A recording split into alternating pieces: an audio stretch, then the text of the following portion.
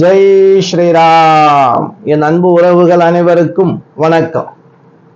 தமிழ் புத்தாண்டு வருதுங்க. சித்திரை மாதம், பராபவ வருடம், ரொம்ப விசேஷமான வருடம். இந்த வருடமாவது சிறப்பா இருக்குமா? இந்த வருடம் எந்த நட்சத்திரத்தில் பிறக்கிறது? நட்சத்திர யோகம் எப்படி இருக்கு? இந்த தமிழ் வருடம் இருக்கு இல்லையா, சித்திரை மாதம். இந்த சித்திரை மாதம் சூரிய பகவான் மேச ராசியிலே உச்சம் பெறக்கூடிய மாதம். அற்புதமான மாதம். இந்த சித்திரை மாதம் தான் அக்னி நட்சத்திரமெல்லாம் இருக்கும், வெயில் அதிகமா இருக்குன்னு சொல்லுவாங்க. சில நேரங்கள்ல மழையும் பெய்யும். ஆனா இந்த வருடம் கிரக நிலை எப்படி இருக்கு? இந்த லோகத்துக்கு என்ன செய்ய போகுது? இந்த தமிழ் வருடம் சிறப்பா இருக்குமா? சரி, என்ன தெய்வத்தை வழிபட்டால் சிறப்பு? இது எல்லாருக்கும் பொதுவான விஷயம். நம்ம தொடர்ந்து 12 ராசிக்கு நம்ம பார்க்கலாம். இந்த சித்திரை மாத பலன் காரிய தடைகளெல்லாம் எல்லாருக்கும் நிவர்த்தி செய்யுமா? எப்படிப்பட்ட பலன்ல வந்திருக்கு அப்படின்னு நம்ம பார்க்கலாம். பராபவ வருடம், சித்திரை மாதம் 1ஆம் நாள். ஆங்கிலத்துக்கு பார்த்தோம் அப்படின்னா 14/4/2026 செவ்வாய்க்கிழமை தான் நமக்கு இந்த புது வருடம் சித்திரை மாதம் 1 தேதி பிறக்கிறது. இந்த பிறக்கும் போது என்ன நட்சத்திரம் அப்படின்னு பார்த்தோம் அப்படின்னா, இன்று பிற்பகல் 1:42 வரை நமக்கு சதய நட்சத்திரத்துல தான் சந்திர பகவான் பிரவேசிக்கிறார். எங்க? கும்பராசியில. அன்பு உறவுகளே, கவனிக்கக்கூடிய விஷயம் என்ன அப்படின்னா, கும்பத்துல ஏற்கனவே ராகு இருக்கார். ராகு நட்சத்திரத்தில் சந்திர பகவான் இருக்கும்போது நமக்கு இந்த தமிழ் வருடம் பிறக்கிறது. சரி, அன்னைக்கு திதி என்னன்னு பார்த்தோம்னா, இன்று இரவு 9:55 வரை துவாதசி. நமக்கு துவாதசி திதியில தான் இந்த வருடம் பிறக்கிறது. மறுநாள் பார்த்தீங்கன்னா பிரதோஷம். யோகம் பார்க்கணும் இல்லையா? அன்னைக்கு நம்ம சூரிய உதயம் தான் தமிழ் மாச பிறப்பு. நம்ம தமிழர்களுக்கு என்ன? சூரிய உதயம் தான் தமிழ் தேதி கணக்கிடப்படும். ஆங்கில தேதிக்கு நள்ளிரவு 12 மணிக்கு மேல ஆங்கில தேதி மாறிடும். ஆனா தமிழ் தேதி மட்டும் சூரிய உதயம் நாளிகையில தான் தேதி மாறும். அதனாலதான் நம்ம தமிழ் தேதிப்படி பிறந்த நாள், தமிழ் நட்சத்திரப்படி மாதப்படி பிறந்த நாள் கொண்டாடும். பெரும்பாலும் ஆங்கில தேதிப்படி கொண்டாடலாம், ஒன்றும் பிரச்சனையே இல்லை. ஆனா தமிழ் மாதம், ஒரு உதாரணத்துக்கு நீங்க சித்திரை மாதம் கிருத்திகை நட்சத்திரத்துல பிறந்திருக்கீங்க அப்படின்னா, சித்திரை மாதத்துல கிருத்திகை நட்சத்திரம் வரும்போது நீங்க கோவில்ல போய் அர்ச்சனை பண்ணுங்க, நல்ல பலன் கிடைக்கும். அப்ப நமக்கு அன்னைக்கு சூரிய உதயம் பார்த்தோம் அப்படின்னா காலை 6:04 சூரியன் உதயமாகிறது.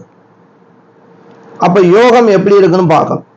இந்த யோகத்தை பார்க்கும்போது இன்று அதிகாலை எப்படி பார்த்துக்கிறீங்க, அதிகாலை 6:03 வரை நமக்கு சித்த யோகம் இருக்கு. இந்த 6:03க்கு மேல மரண யோகம் ஸ்டார்ட் ஆயிடுது. அப்போ நமக்கு 6/4 தான் தமிழ் வருடம் பிறக்கிறது. அப்ப இந்த தமிழ் வருடம் மரண யோகத்தில் தான் பிறக்கிறது. இது சிறப்பு இல்லையா? யோகம் மரண யோகமா இருக்கே, எதுவும் அசம்பாவிதம் எதுவும் நடக்குமோ? பிரச்சனைகள் எதுவும் இருக்குமோ? கண்டிப்பாக இயற்கை சீற்றங்கள் அதிகமாக இருக்கும். அதாவது இயற்கை சீற்றத்தால் ரொம்ப கவனமா இருக்கணும். இப்ப வெயில் காலம் இல்லையா? இந்த வெயில் சுட்டெரிக்கக்கூடிய வெயிலாக இருக்கும். இந்த வெயில் மூலமாக அம்மை நோய் வருவதற்கு அதிக வாய்ப்பு இருக்கு. இதுல நம்ம குழந்தைகள் மீது ரொம்ப கவனம் செலுத்த வேண்டும். கண் சம்பந்தப்பட்ட பிரச்சனைகள் அதிக பேருக்கு வரும். கிருமி தொற்று, அதே போல சளி பிடிக்கிறது, ரொம்ப கடுமையான வறட்டு சளியாக, இருமல், புகைச்சல் இருமலா இருக்கும். இதன் மூலமாக மற்றவர்களுக்கும் ஒருவருக்கு வந்துச்சோம்னா அந்த குடும்பத்தில் எல்லோருக்கும் வரும், காய்ச்சலோட வரும். இந்த மரண யோகத்தை வச்சுதான் நம்ம இதை சொல்றோமா அப்படின்னா இல்லை. மரண யோகம் என்பது ஒவ்வொரு நேரத்தை பொறுத்து அந்த யோகங்கள் வரும். சித்த யோகம், அமிர்த யோகம், மரண யோகம். நம்ம கணிச்சதுபடி இந்த சித்திரை மாதம் 1 நிமிடத்துல மரண யோகத்துல இந்த தமிழ் வருடம் பிறப்பது கொஞ்சம் இயற்கை சீற்றத்தையும் உருவாக்கி மறைக்கும். மழை பெஞ்சா அடிச்சு ஊத்துன்னு ஊத்தும். இந்த விவசாயம் செய்யக்கூடிய விவசாய அன்பு உறவுகள் சரியான முறையில அதை பாதுகாப்பா நம்ம அதை இருந்துக்கிறோம். அந்த விஷயத்துல காற்று, சூறை காற்று வீச அதிக வாய்ப்பு கொடுக்கும். இதெல்லாம் எதை வச்சு பெரும்பாலும் நான் சொல்றேன் அப்படின்னா, இந்த வருஷம் பிறக்கும் போது கால சர்ப்ப தோஷம் யோகத்துல பிறக்கிறது. ஆனா யோகமும் இருக்கு, ஆனா கால சர்ப்ப தோஷம். ராகு கேதுக்குள்ள அனைத்து கிரகங்களும் அடபட்டு கொண்டிருக்கக்கூடிய காலகட்டத்துல தான் நமக்கு இந்த புது வருடம் சித்திரை மாதம் பராபவ வருடம் பிறக்கிறது.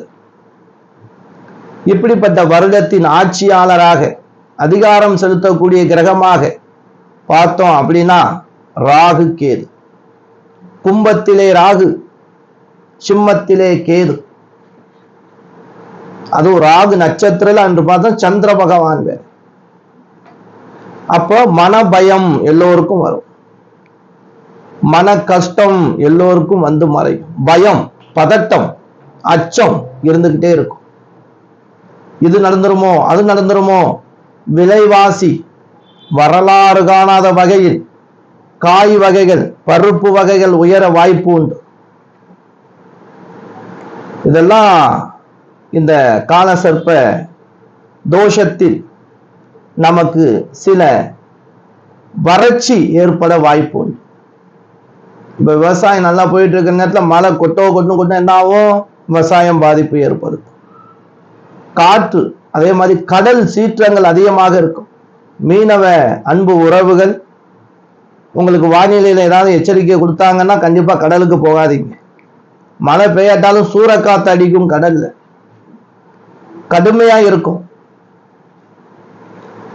இப்படி சில சம்பவங்கள்லாம் இந்த காலகட்டங்கள்ல ஒரு பயத்தை கொடுத்து மறைக்கும். இனம் புரியாத பயம் என்ன எல்லோருக்கும் இந்த காலகட்டங்களில் இந்த பிறலி சொறுப்பு ஏதாவது ஒன்ன சொல்லிவிட்டு பொருளை சொல்லிவிட்டு ஃபேமஸ் ஆகுது இல்லையா? அது மாதிரி இல்லாத விஷயத்த சொல்லி மக்களை பயமுறுத்துறது ரொம்ப விஷயம் நடக்கும். அதனால மீடியாவில் ஏதாவது யூடியூப் வாயில போனாலும் உண்மையை அறிந்து போடுங்க, ரொம்ப விசேஷம். யாரோ சொல்லிட்டாங்க, ஏதோ ஒண்ணு பண்ணிட்டாங்கன்னு சொல்லி வதந்தியை கிளப்பாமல் இருப்பது நல்லது. ஏன்னா இந்த காலகட்டத்துல வதந்தி அதிகமா பரவும். இல்லாத ஒரு விஷயத்தை இருக்கிறதா அப்படியே நம்ப வச்சிடுவாங்க. உயிரோடு இருப்பவரை இல்லைன்னு சொல்ல வச்சிருவாங்க, ஆனா அவருக்கு உயிரோடு தான் இருப்பார். அந்த மாதிரி ஒரு வதந்திகள் வந்து மறைகிறதுக்கு அதிக வாய்ப்பு கொடுக்கும். அதே போல பார்த்தோம் அப்படின்னா இருசக்கர வாகனங்கள் மீது சற்று கவனம் தேவை.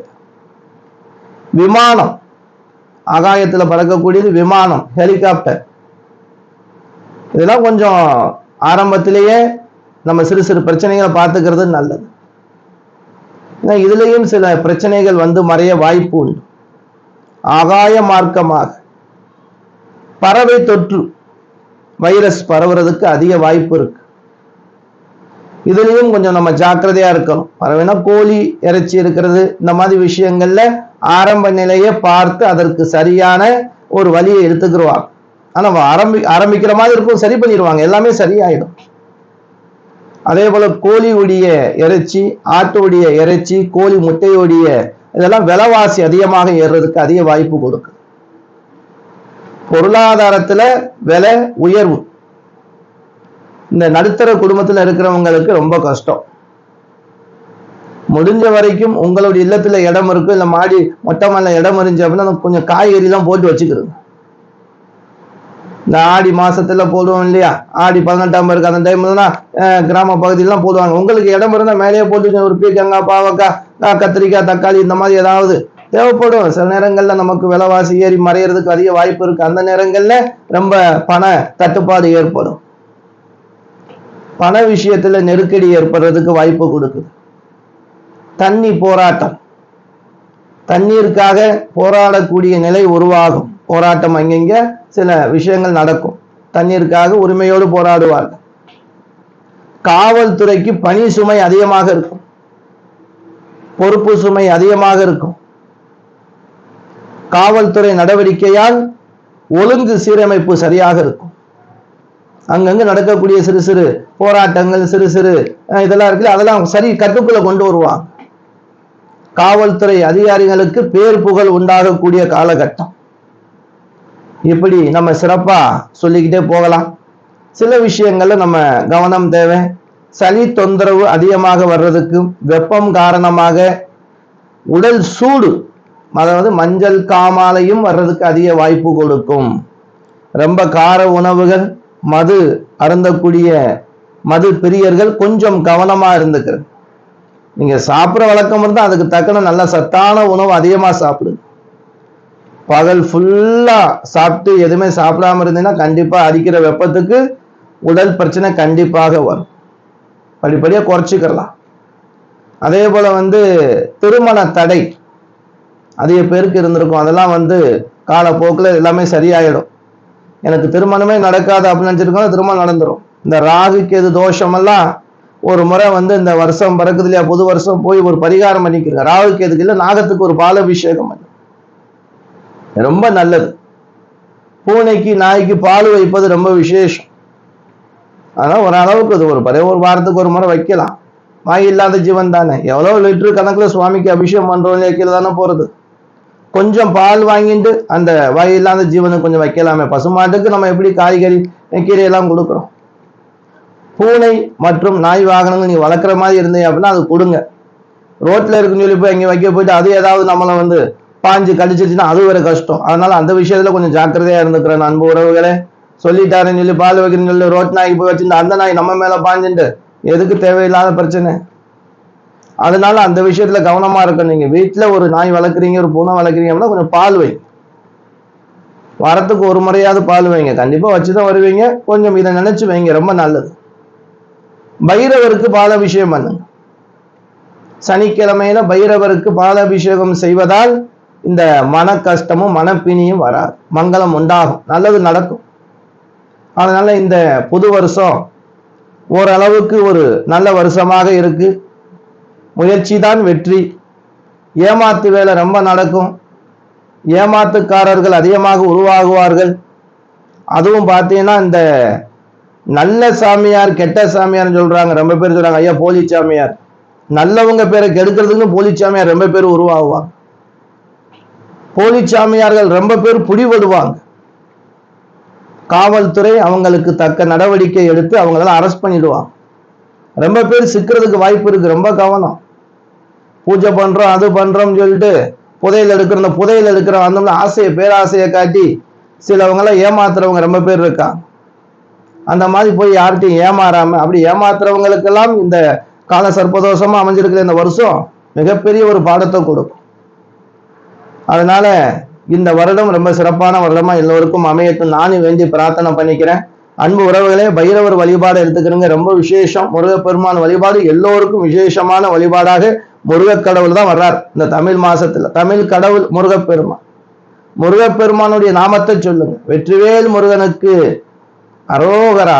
அப்படிதான் எல்லோரும் சொல்ல வேண்டிய அந்த நாம மந்திரம் வெற்றிவேல் முருகனுக்கு அரோகரா என்று சொன்னாலே போதும், வெற்றி உங்களை தேடி வரும். அன்பு உறவுகளே, அடுத்து தொடர்ந்து 12 ராசிக்கும் நம்ம இந்த புது வருஷம் தமிழ் வருஷத்துடைய பலனை நம்ம பார்க்க போறோம். தொடர்ந்து நம்ம வீடியோவுக்கு ஆதரவு கொடுங்க, சப்ஸ்கிரைப் பண்ணி வச்சுக்கிறோங்க.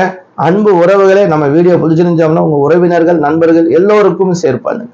அடுத்து நல்ல வீடியோவில் சந்திக்கும் வரை நான் உங்கள் ஈஸ்வரன் சீதாராம ஜோதிடர். என் அனைத்து அன்பு உறவுகளுக்கும் வணக்கம்.